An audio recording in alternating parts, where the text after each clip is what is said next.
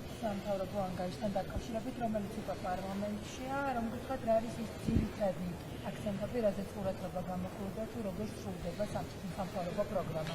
ტრადიციულად ჩვენი ანგარიში მოიცავს ქვეყნის განვითარების აბსოლუტურად ყველა მიმართულებას. ეს არის, რა თქმა უნდა, ეკონომიკის საკითხები, ეს არის სოციალური საკითხები, ეს არის საგარეო პოლიტიკური თემები, ჯანდაცვა, განათლება და ეს შემდეგ.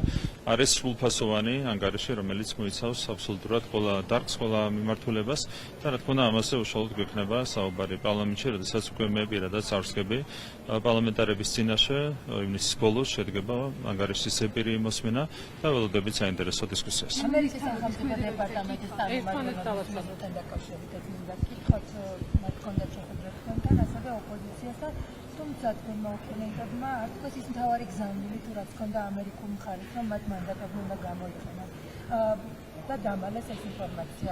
ეს რა გზავნილია შტატებიდან ოპოზიციისთვის? ზოგადად მოხარული ვართ, რომ ახალი ადმინისტრაციის მიდგომა არის განსხვავებული, მათ შორის მიდგომა ამ საკითხების, ამგვარი საკითხების მიმართ არის განსხვავებული. თქვენ იცით, რომ წინა ადმინისტრაცია პირიქით ყველაფერს აკეთებდა იმისათვის, რომ ოპოზიციას არ ესარგებლა საკუთარი მანდატებით. ეს ხდებოდა 2020 წლის საპარლამენტო არჩევნების შემდეგ, 2024 წლის არჩევნებისთვისაც ასიაში ამზადეს პროცესები და საბოლოო ჯამში ამან გამოიწვია ის, რომ ერთ შემთხვევაში დაგჭირდა მთელი მოლაპარაკებები, დაგჭირდა შეთანხმების ხელმოწერა და ამის შემდეგაც კი არ შემოდიოდა ოპოზიციის ნაწილი პარლამენტში და 2024 წელს 4-დან 3 ერთგადალახული პარტია არ შემოვიდა პარლამენტში. ამას პირდაპირ უწყობდა ხელს წინა ადმინისტრაცია. მოხარული ვართ, რომ ახალი ადმინისტრაციის მიდგომა არის განსხვავებული.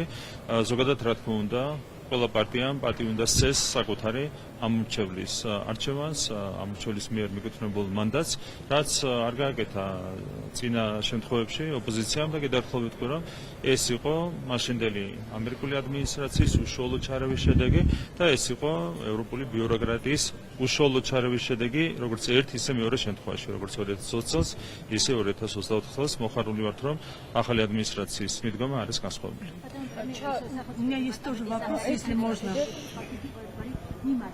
ამ განცხადების მიმართ, რომ ამერიკის შეერთებული შტატები ელოდება საქართველოს მთავრობასთან ისეთ თანამშრომლობას, რომელიც სრულად აამოქმედებს ორ ქვეყანას შორის არსებულ პოტენციალს. რა მოლოდინი გაქვს ამ მიმართულებით და ნაბიჯები შეიძლება გადაიღოს? ზოგადად საინტერესო საუბარი ქონდა ვიზიტის ფარგლებში.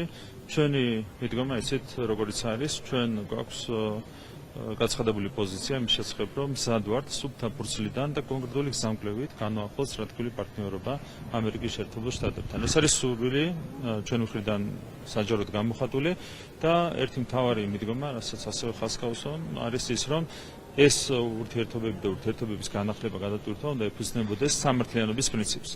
ერთი მთავარი საკითხი, რაც ხელს უშლიდა ურთიერთობების გაჯანსაღებას ორ ქვეყანას შორის და პირიქით აუარესებდა ურთიერთობებს ორ ქვეყანას შორის, იყო სწორედ უსამართლობა, წინა ადმინისტრაციის უსამართლობა, რაც გააფუჭა უსამართლობამ, ის შეიძლება გაასწოროს მხოლოდ სამართლიანმა მიდგომამ, ურთიერთპატივისცემაზე დაფუძნებულმა ურთიერთობებმა. ეს არის ჩვენი მოწოდება, რა თქმა უნდა, ჩვენი ამერიკელი კოლეგების მიმართ.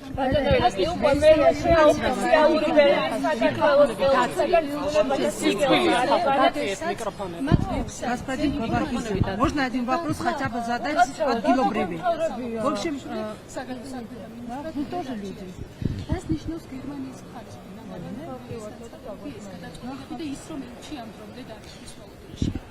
გერმანული ხელისუფლების ეს აბიჯები მე ვიტყოდი არის არასერიოზული, ისეთივე არასერიოზული როგორც არის გერმანიის ელჩი საქართველოში.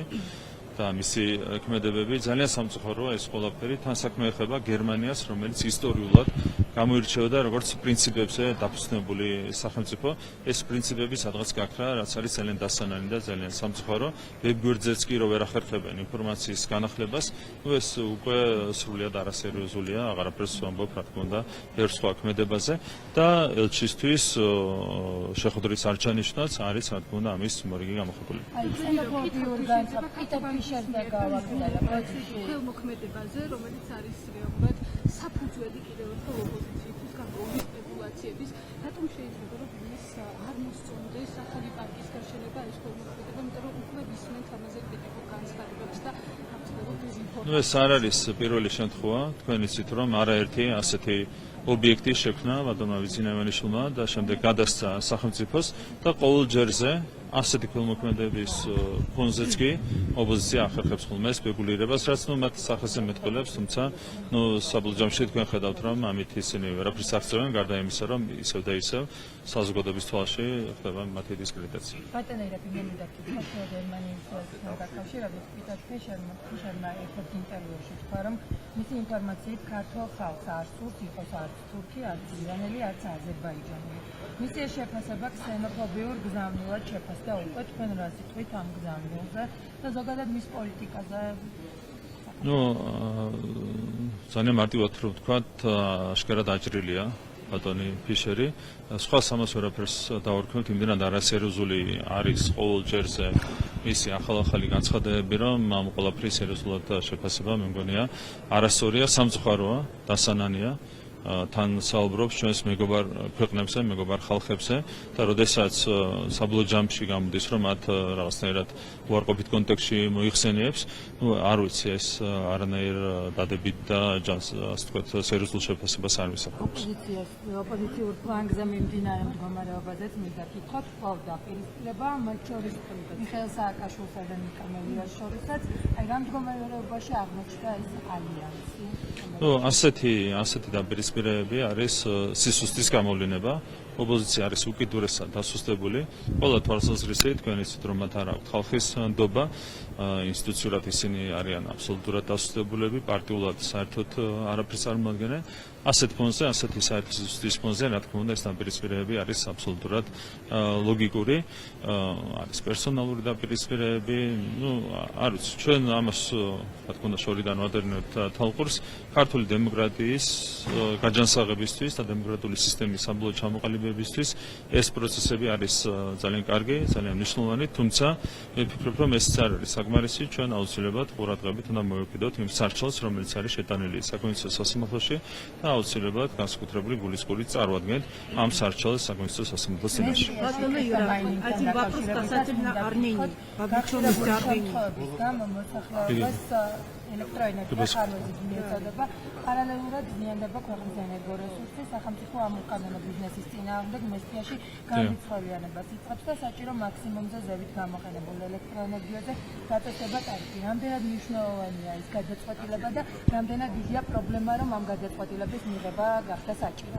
რა თქმა უნდა, ძალიან მნიშვნელოვანია ყველაფერი მოწესრიგდეს ქვეყანაში, მათ შორის ელექტროენერგიის მოხმარება ესტიის მუნიციპალიტეტში, ციფრებზეც იყო საუბარი, როგორც აღინიშნა დღეისათვის წლიური მოხმარება ესტის მუნიციპალიტეტში არის 133 მილიონი კილოვატ-საათი, როცა მსგავსი მუნიციპალიტეტის მოხმარება არის 7 მაქსიმუმ 10 მილიონი კილოვატ-საათი. რა თქმა უნდა, ეს უნდა შეიცვალოს და უნდა დამკვიდრდეს სწორ პრინციპებზე დაფუძნებული მოხმარების სისტემა და ამას უსმენლობს გამრიცხველიანება, რაც დაიწყება ახალ მომავალში, როგორც ჩვენ დავანასით. და საქართველოს პროკურატურისა და ამერიკის შეერთებული შტატების საელჩოს რეგიონული უსაფრთხოების სამსახურის მიერ ერთობლივად ჩატარებული ღონისძიების შედეგად გამოვლინდა ორი ორგანიზებული დანაშაულებრივი ჯგუფი, რომ თქვათ ამ მიმართულებითაც რამდენად მნიშვნელოვანია მსგავსი ტიპის თანამშრომლობები სწორედ ორგანიზებულ დანაშაულებთან ბრძოლის თვალსაზრისით. რა თქმა უნდა, ჩვენ ყველანაირად მზად ვართ, რომ მომავალშიც განვავითაროთ ამ ტიპის თანამშრომლობა. ეს არის ძალიან კარგი მაგალითი იმისა, თუ როგორ შეიძლება წარმატებით ვითანამშრომლოთ კონკრეტულ სამართლებრივ საკითხებზე. მადლობა მინდა გადავხადო ყველას, ვინც იყო ჩართული ამ საქმის გამოძიებაში, მათ შორის ჩვენი პროკურატურის წარმომადგენლებს. მომავალშიც, როგორც უკვე ვთქვი, მზად ვართ ასეთ თანამშრომლობისთვის. Касательно вовлеченности Армении в проект БТК, как вы можете комментировать? Может ли Армения вступить вот в этот союз и также использовать БТК, как и остальные страны, которые, например, вовлечены в этот проект? როდესაც საუბრობთ საქართველოში დაკავშირებადობის ფუნქციის განვითარებაზე, რა თქმა უნდა, აქ სომხეთს ენიჭება ძალიან დიდი მნიშვნელობა და ჩვენ მზად ვართ, რა თქმა უნდა, მაქსიმალურად გავაღრმავოთ ჩვენ სომეხ მეგობრებთან ურთიერთობები, პარტნიორობა, მათ შორის სატრანზიტო ფუნქციის განვითარების კუთხით ჩვენი მხრიდან იქნება მაქსიმალური აქტიურობა ამ მიმართულებით.